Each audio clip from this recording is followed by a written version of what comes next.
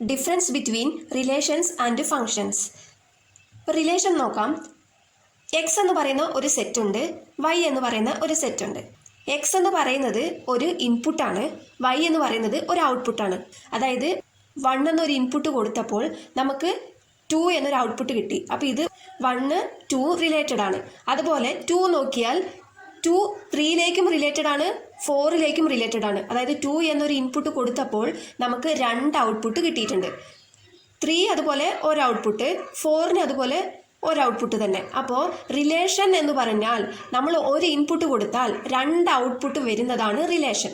അതുപോലെ ഫംഗ്ഷൻ എന്ന് പറയുമ്പോൾ ഒരു ഇൻപുട്ട് കൊടുത്താൽ ഒരു ഔട്ട്പുട്ടേ വരാവുള്ളൂ, അതാണ് ഫംഗ്ഷൻ. എല്ലാത്തിനും ഓരോരോ ഔട്ട്പുട്ടേ ഉള്ളൂ. All functions are relations. എല്ലാ ഫങ്ഷനും റിലേഷൻ ആണ്, പക്ഷേ എല്ലാ റിലേഷനും ഫങ്ഷൻസ് അല്ല.